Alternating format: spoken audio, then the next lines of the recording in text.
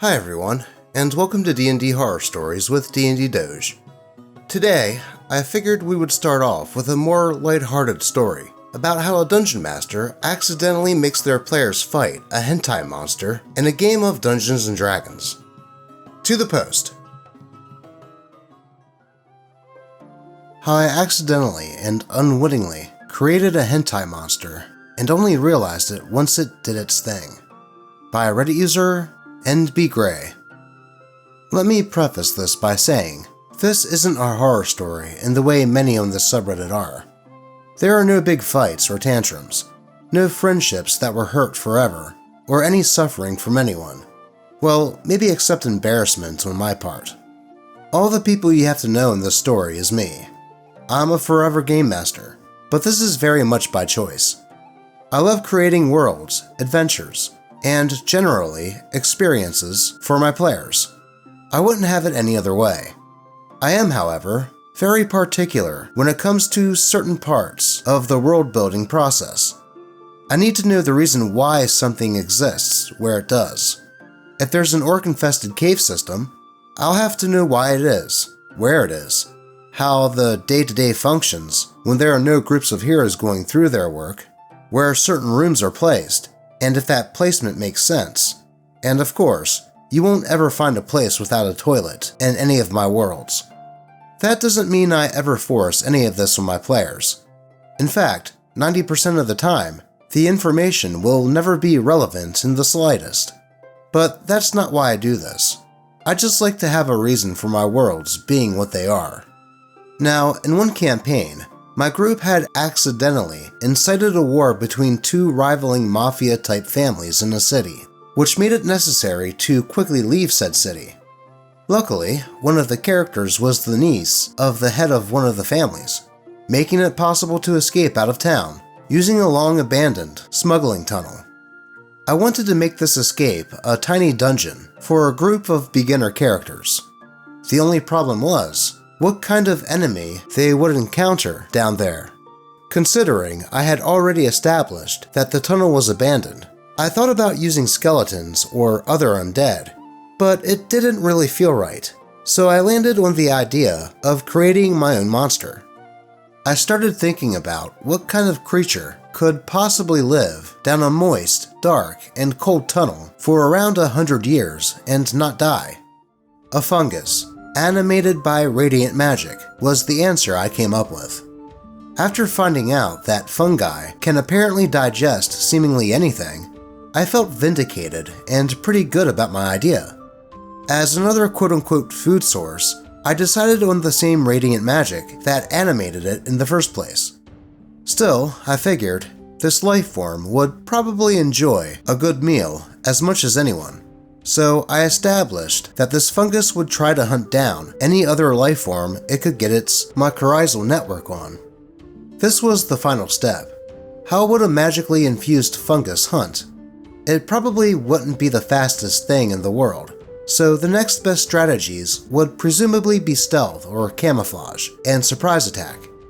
This fungus would, consequently, lie in wait, camouflaging itself as just a normal fungus that grows in a deserted cellar, and as soon as someone or something would come close enough, it would quote-unquote jump and envelop them in its body.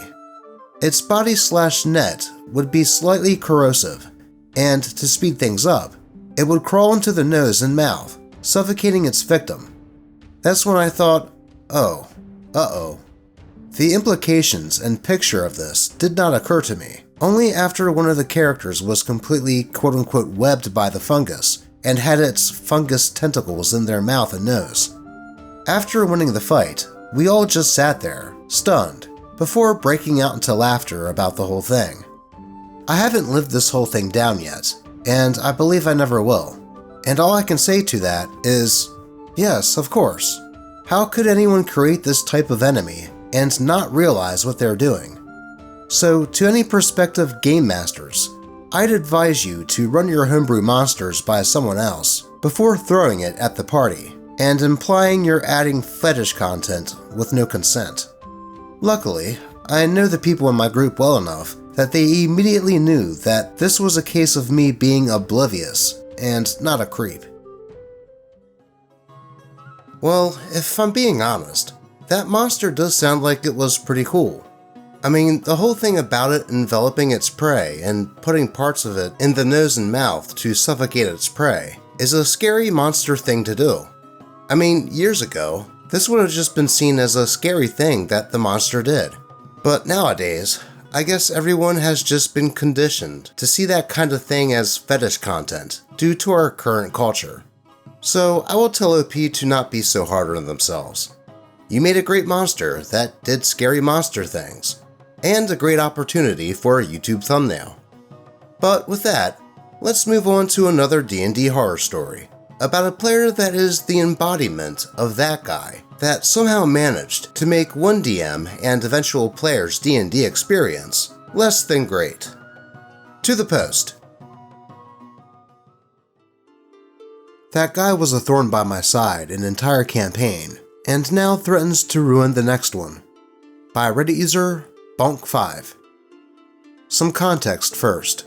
I'm the main dungeon master for my group of 4 players, and we just finished our first ever campaign after playing for the better part of 2 years.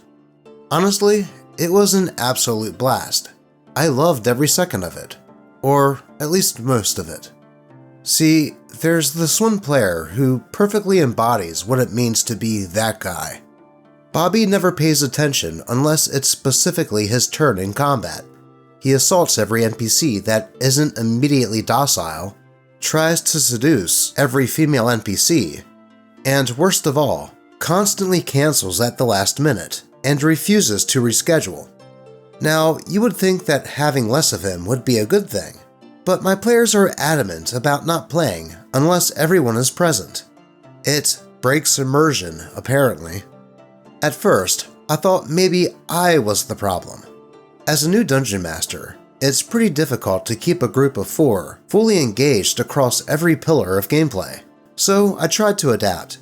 When each player joined a different faction, I gave them personalized NPCs to interact with, even romance, and unique storylines to follow. Everyone seemed to really enjoy this aspect of the game. We even cried together near the end when one of the NPCs died. Well, everyone except Bobby. He flat out refused to interact with his faction leader or do any side quests, which I interpreted as pure disinterest. I figured maybe social encounters just weren't his thing, so I pivoted towards more diverse combat scenarios and gave the group magic items tailored to their characters. Everyone had a blast using their customized items. Everyone except, again, Bobby.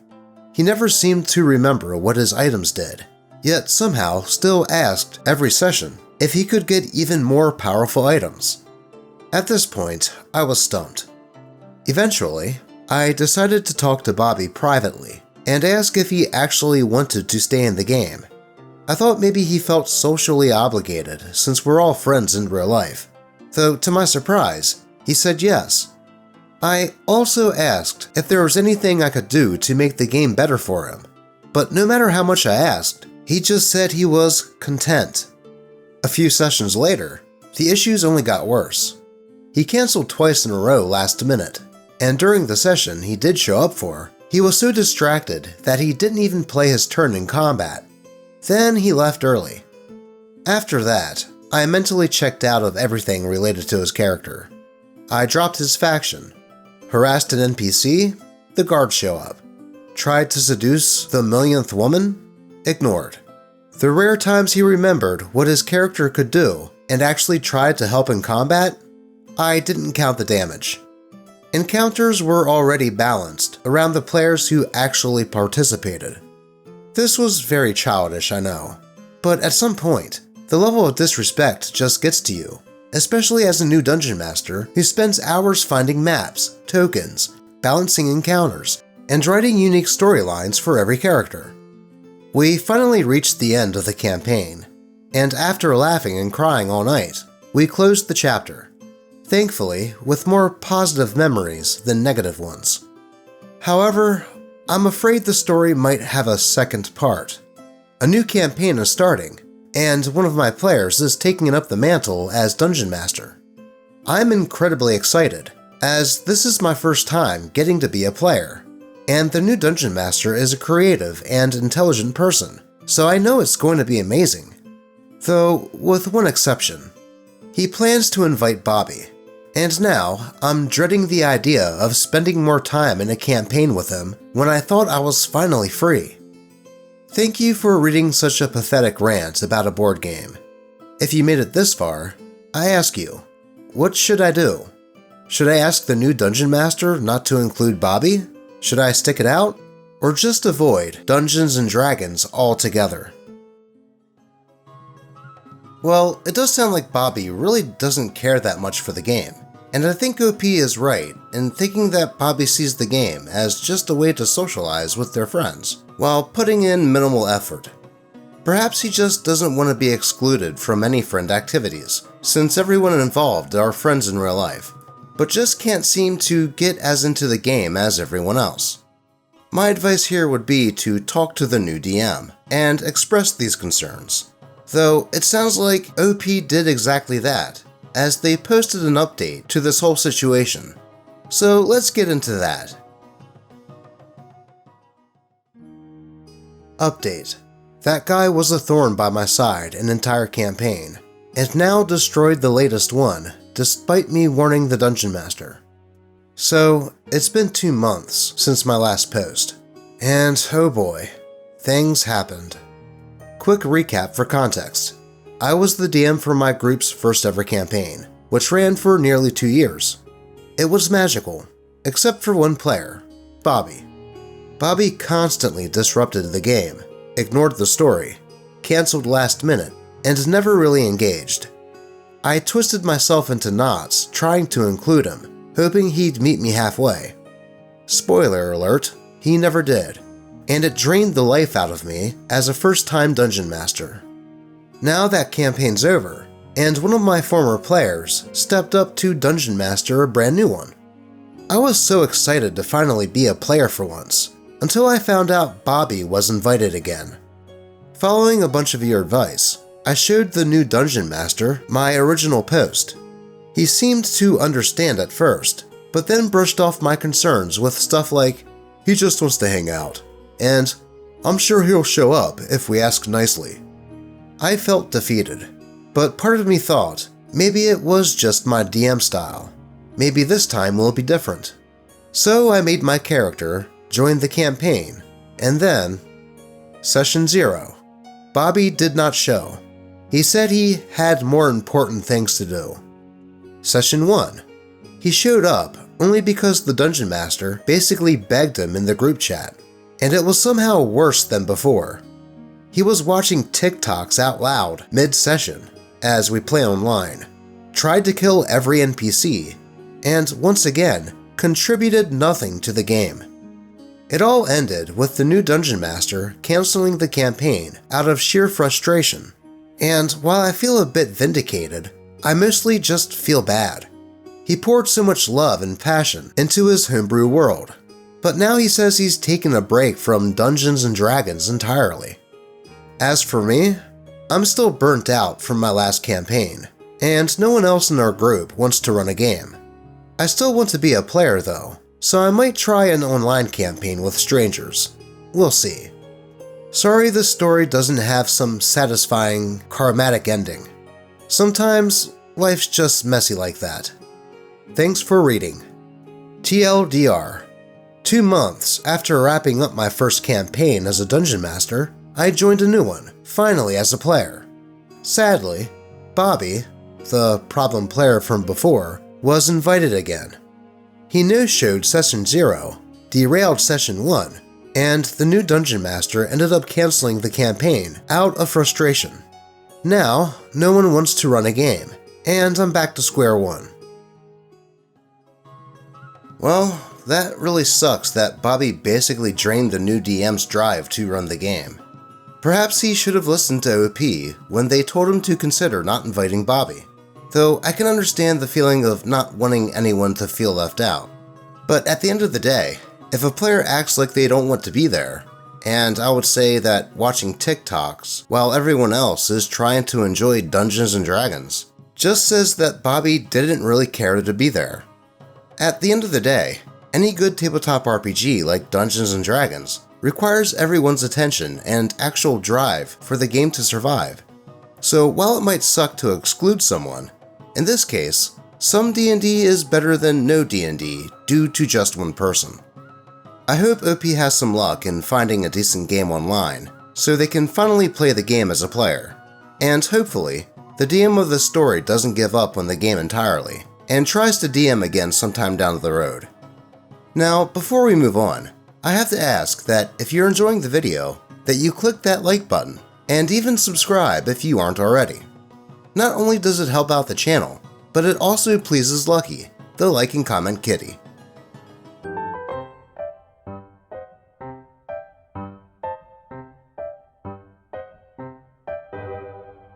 He sure loves his treats. Also, if you would like to help out more directly with the Kitty Treat Fund, I'll have the Ko-fi and Ko-fi links down in the description. But with that, let's move on to another D&D horror story about a dungeon master that gives her boyfriend special treatment in her Dungeons & Dragons campaign.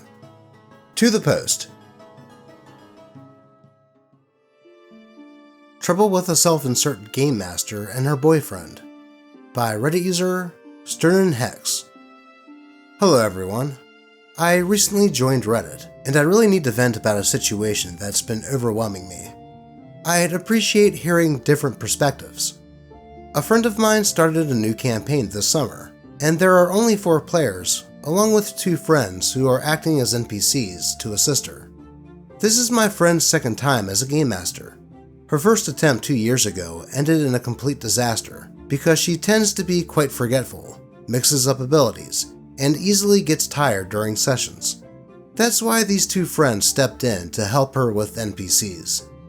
We began our role-playing sessions 4 days a week, since that was when my friend was available, and we did it online, as we all live in different parts of the city. This arrangement was more comfortable for everyone involved. The 4 players are another friend of mine, her boyfriend, the Game Master's boyfriend, and me. Right from the first week, I noticed that the Game Master created a female character that is essentially a self-insert, as she even shares her alias, and has everything in common with her boyfriend's character. From day one, they have been inseparable.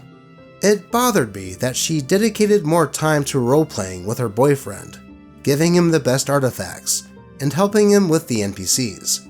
It felt incredibly hypocritical, especially since her boyfriend's character is supposedly quite clumsy and not very bright, yet for some reason, he always manages to succeed. She continually helps him with the NPCs because everyone seems to like him, and he possesses the most powerful skills, standing out among the rest. It feels like she's treating her boyfriend as the protagonist of the story, consistently prioritizing his character over the rest of us. I should clarify that I have served as a game master 5 times and have considerable experience, so I'm not naive. I recognize the favoritism from the start. After a month, I was fed up with the situation and asked her to roll the dice publicly, since she typically rolls them at home without showing us. The Game Master had no choice but to comply, because the others wanted to see the rolls too.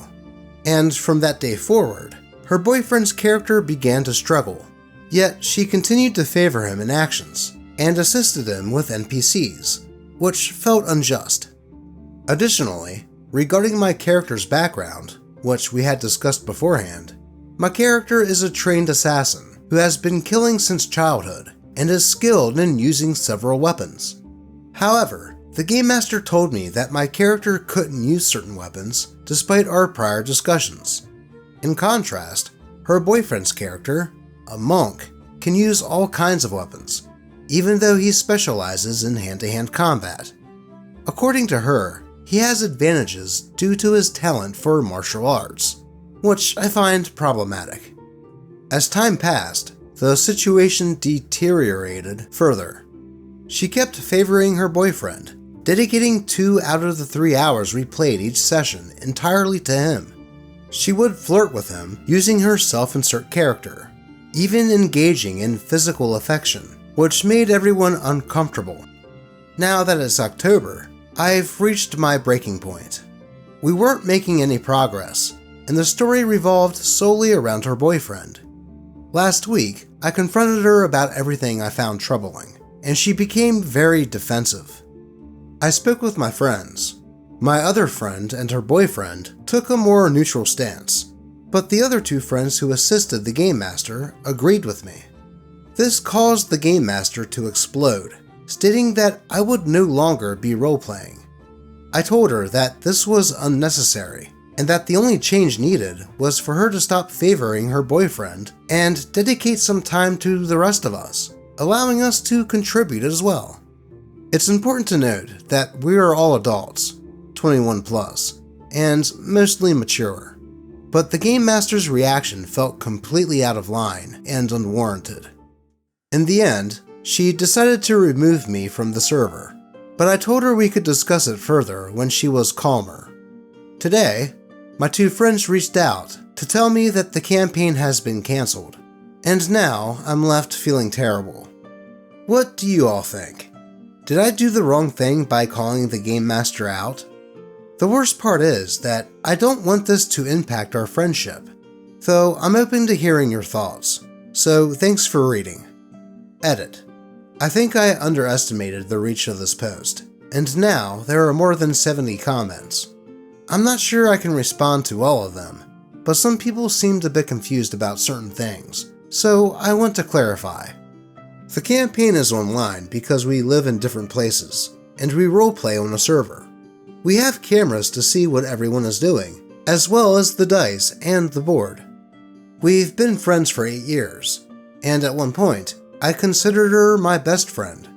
She has been in 4 campaigns run by me, so we have a lot of trust in each other and know each other well. She and her boyfriend have been together for 2 years. This is the first time her boyfriend has joined one of our campaigns, but he already has experience with Dungeons & Dragons, and has even been a game master himself. Yes, it was a mistake not to say anything earlier, but everyone seemed satisfied with the situation.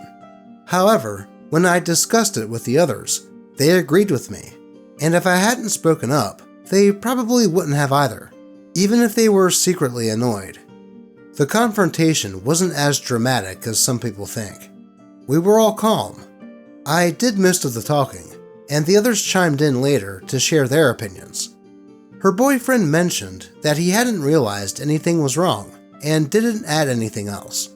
The Game Master got upset, started making faces, and became quite defensive.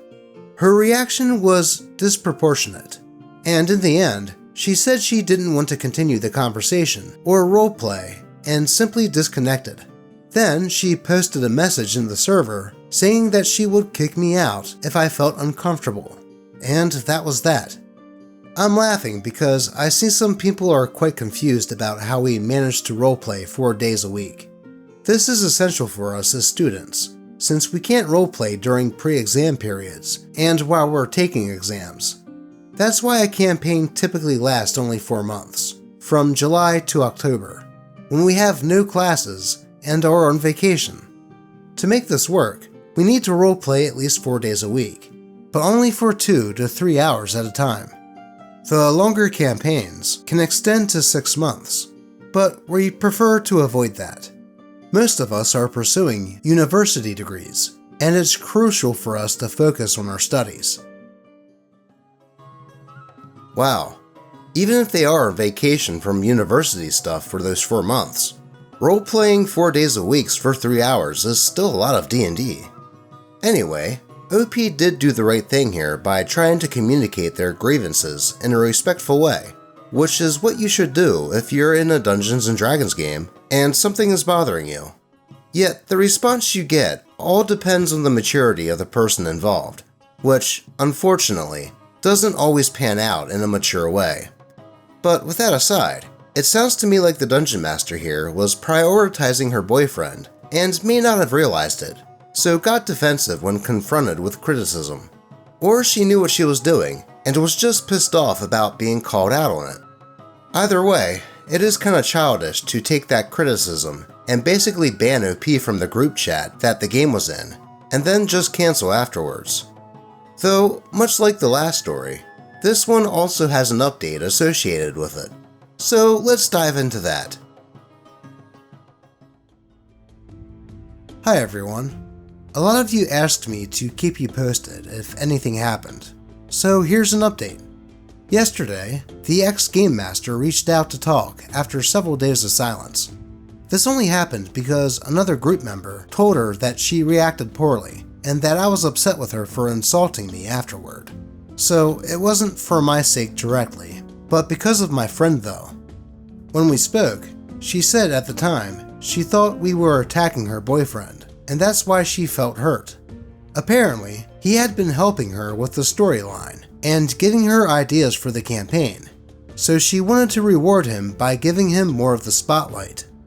The infamous axe she gave him, which caused a bit of controversy, was actually meant to be a key to access some sacred territory. Even so, she insisted that, from her perspective, she didn't do anything else and would not admit to showing favoritism. She claimed she was simply thanking him for his help. I'm not sure what you all think, but to me, it still seems pretty bad that she doesn't see the problem.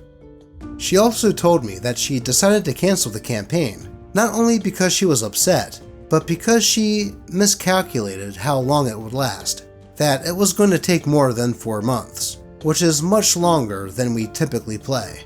Since many of us start university next month, we won't be able to balance studies with role-playing. She said that this was causing her anxiety, that she's unsure if the campaign will continue next summer, but I told her that I won't be participating. I also pointed out that the reason it dragged on was that she dedicated most of the campaign to her boyfriend's character, rather than the rest of us, which slowed everything down. Yet she denied this again. She did apologize for talking badly about me on the server, but then said she was upset that the others shared the messages with me. Well, maybe she shouldn't have spoken badly about a friend that she's known for 8 years. I've known the others from high school for over 10 years, so of course they were loyal to me and told me what happened. They were good friends, and she was the one who wasn't, but she either doesn't realize it or refuses to. I don't know how you all feel, but to me, her apology felt pretty hollow. She doesn't seem truly remorseful and won't admit her mistakes, even though 5 people told her that she was in the wrong. Honestly, I'm even more frustrated and angry with her now. It really bothers me that after so many years of friendship, that she would treat me this way and prioritize a guy she's only known for 2 years, especially when she doesn't even know if their relationship will last. She went through a breakup 2 years ago, and we were the ones who supported her through it. I'm also venting here because she's been a terrible friend to me, and I don't feel sorry for her. I also want to thank everyone for your advice and messages. After reading them, I felt a lot better, and it gave me the confidence to face yesterday's conversation. I've realized that I'm not the one in the wrong here, so thank you all. Dang, yet another update that just seemed to get worse. I mean, usually, with updates to these stories, there is a little light at the end of the tunnel. But with these two, it was just bleakness. It is messed up that the DM of the story treated OP the way she did, and that apology was not an apology. It was one of those, "I'm sorry you feel this way" apologies, where you can tell that the person giving it doesn't really care. You would think that the rest of the friend group siding with OP on this whole deal would have made her realize that she was in the wrong, but she just seems too stubborn to admit it. Perhaps her bad breakup with her ex has something to do with why she gave so much preferential treatment to her new boyfriend in the game, and she got defensive and saw OP saying something about it as an attack on her boyfriend, as she doesn't want another breakup to happen or something. It's just a shame to see a Dungeons & Dragons campaign seem to be a reason of why someone would break off a friendship with someone. But if that's all it took to end a friendship, was it really one to begin with? Anyway, as the story happened last year, here's hoping that everyone has since reconciled and became friends again, and maybe are currently playing another campaign together, but just with a different person DMing. Though, that is all I have for you today. As always, I appreciate all of you, and I hope that your games remain horror story free. Until next time.